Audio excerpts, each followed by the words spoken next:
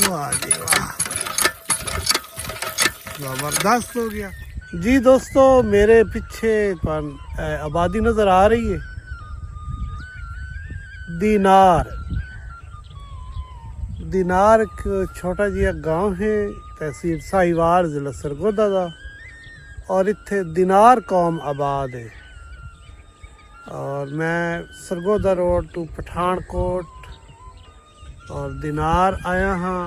मौसम तुहाडे सामने जनाब, बदल शदल लेन, एक दो कड़ियाँ ही आई हैं।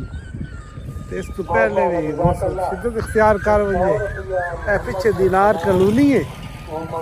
तो इरादा तो मेरा है कि मैं चक छज्जू और फिर साहबा बंगला, मौसम इजाज़त दी तो नाल नाल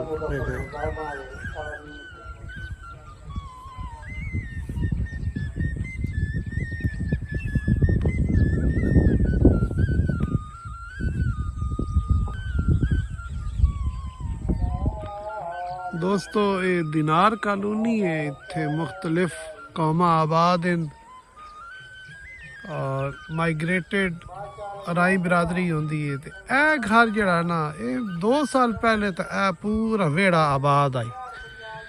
तो अज मैं लग्या तो जनाब तुसी ओ वेखो, तोड़ ताई हवेली डठी पई है। तो ये जनाब मकान न छोड़ते सहीवाल शिफ्ट हो गया। बच्चा दसदा पिया कोई कोकला कास्ट है, वो इत्थे होंदे हन। होर ही कॉलोनी च लोग शिफ्ट हो रहे हैं, जिथे रोजी रोटी होवे, रोजगार होवे, ते उत्थे लोग आबाद होंदे न। ते मैं जा रहा हाँ इस बन्ने तो मैं अगे जाना जी। दोस्तों मैं दिनारा तो आ गया हाँ। इस दिनारा वाली पुल ते ये वक्त खलोते न खान साहब गल कर। खान साहब तुहाडा क्या नाम है? जवेद खान। अच्छा जवेद खान, तुसी जनाब इत्थे आबाद हो माशाल्लाह। कितने अरसे तो? 20 साल हो गए। ओ चक दे नाल तुसी सिकंदरी मौजा सिकंदरी तुसी बलोचा कोल जा लई आई, खरीदी आई ते अपना घर बनाया। जवेद खान ये जिहड़ी नहर पक्की हुई है, ਇਹਦਾ फायदा होया के होया, नुकसान होया? फायदा ही एक मिसाल होया, अगले बंदे ਨੂੰ फायदा ही होया है। इधरले बंदे ਜਿਹੜੀ ਡੰਗਰਾਂ ਵਾਲਿਆਂ ਨੂੰ ਨਾ ਤੰਗੀ होगी।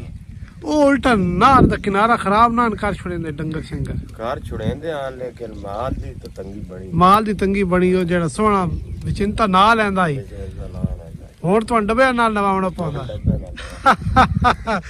ਚਲੋ ਜੀ ਮੀਂਹ ਵੀ ਵਸ ਪਿਆ ਜਵੇਦ ਖਾਨ। ਹਾਂ ਤੇ ਮੇਰੇ ਖਿਆਲ ਮੈਂ ਅੱਗਾ ਟੁਰਨ ਦੀ ਕਰਾਂ। बारिश शुरू हो गई है, ज़ाहिर है इतनी मिन्नतां मुरादा नाल मींह वसिया है। ते ए राह वहंदा पिया चक छज्जू नूं।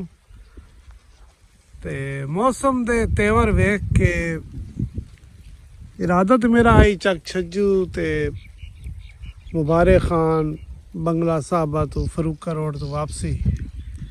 लेकिन मौसम की सूरत हाल वेद होया मैं इत्थों जनाब नाले दे नाल सिकंदरी ते फतेह खान वाली नाली ते फरूका रोड तो इंशाल्लाह मेरी वापसी होसी। और सुबह सवेरे दा आई साडा विलाग साइकिल गर्दी जेड़ी अपने इख्तिताम नूं पहुंची। शुक्रिया।